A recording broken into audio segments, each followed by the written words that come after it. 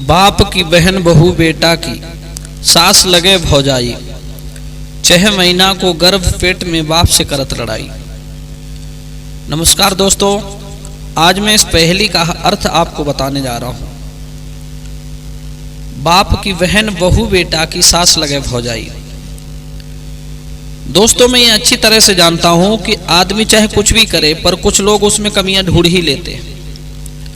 दोस्तों, मैं भी इस बात को सत्य सिद्ध नहीं करता, पर जैसा मैंने सुना है और पढ़ा है उस आधार पर मैं आपको ये बता रहा हूं कि बाप की बहन बहू बेटा की, इसका सीधा अर्थ है कि किसी युवक ने अपनी बुआ के साथ विवाह किया है तो ये पहेली हल होती है। तो ऐसा होना कोई बड़ी बात नहीं है। कलयुग में ऐसी घटनाएं अक्सर होती रहती हैं कि किसी ने अपनी सगी बुआ से विवाह कर लिया हो, पर मैं आपको इस बात को पुराणों से जोड़ता हूं। ये रामायण काल की घटना है।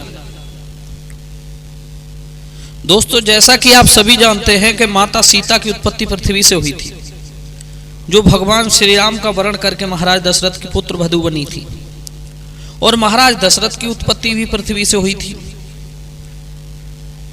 जो सीता के ससुर कहलाए।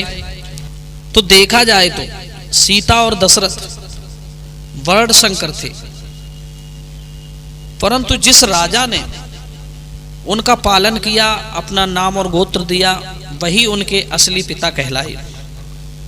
महाराज दशरथ के जन्म की एक कथा आती है कि महाराज अज के पुत्र दशरथ कैसे बने। दोस्तों, अयोध्या के महाराज अज एक दिन राजा अज वन में गए तो वहां उन्होंने देखा कि एक कमल का फूल पानी में बहता हुआ जा रहा है। फूल बहुत सुंदर था। राजा अज उस फूल को पकड़ने के लिए पानी में कूद पड़े, पर फूल को नहीं पकड़ पाए। जैसे जैसे राजा अज उस फूल के करीब जाते, फूल आगे बढ़ जाता था।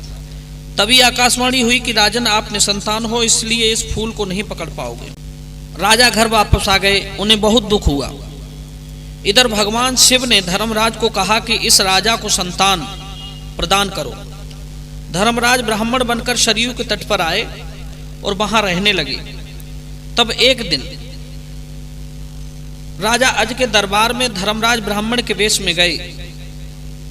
तब राजा अज ने ब्राह्मण के लिए भिक्षा देने के लिए कुछ दान सामग्री मंगवाई।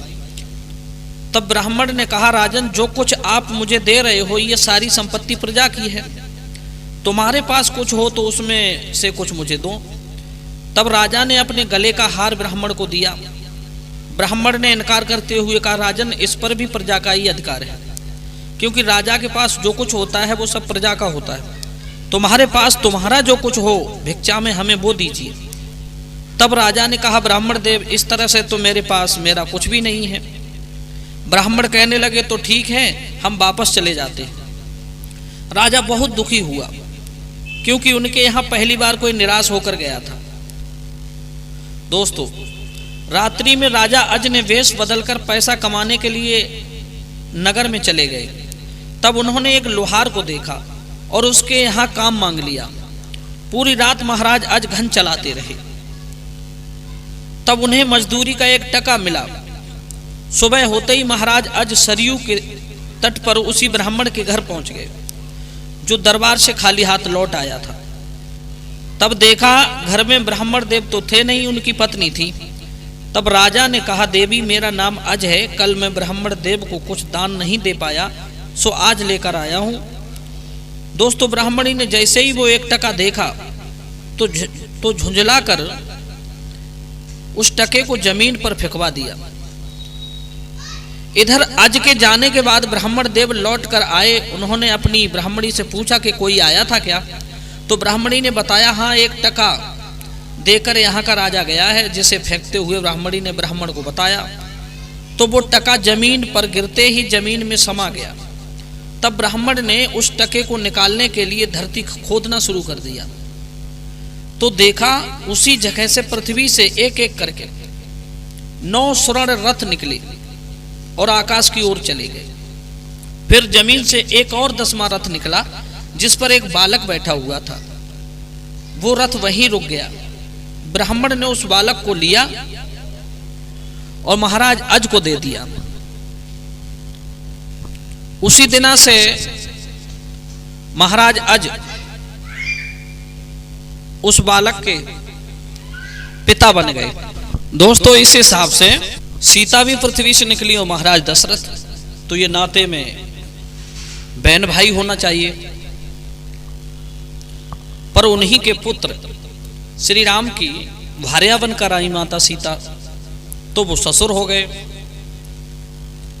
और खैर, इन रिश्तों पर मत जाना, क्योंकि महाराज दशरथ पूर्व जन्म में कश्यप ऋषि थे और इन्होंने भगवान से वरदान मांगा था कि आप हमारे पुत्र बनकर आए। तो जो ईश्वर के ही अंश से ब्रह्मा के ही द्वारा पैदा हुए और वो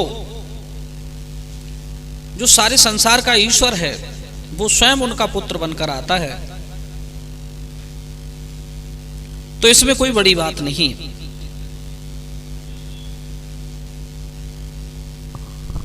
और दूसरी, पहली का अर्थ था कि 6 महीना को गर्भ पेट में बाप से करत लड़ाई। इसका अर्थ है कि आपने अष्टावक्र का नाम तो सुना ही होगा, जो 8 जगह से टेढ़े थे। दोस्तों, अष्टावक्र के पिता का नाम था कहोड़ ऋषि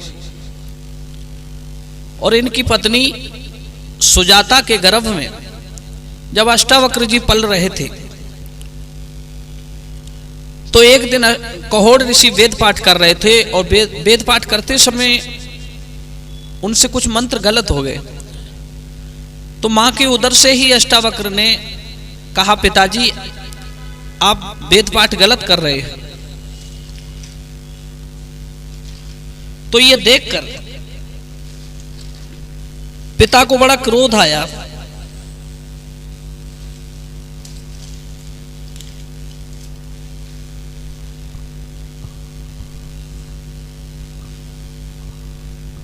और वे गुस्से में कहने लगे, हे बालक, गर्भ से ही तुम्हारी बुद्धि वक्र है, टेढ़ी है। तुमने मेरा अपमान किया है, इसलिए तू 8 जगह से टेढ़ा होगा।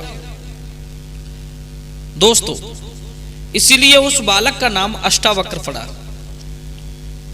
जो 8 जगह से टेढ़ा पैदा हुआ। अष्टावक्र जी परम ज्ञानी थे, जिन्हें महाराज जनक ने स्वयं अपना गुरु माना था और उनसे ज्ञान दीक्षा ली।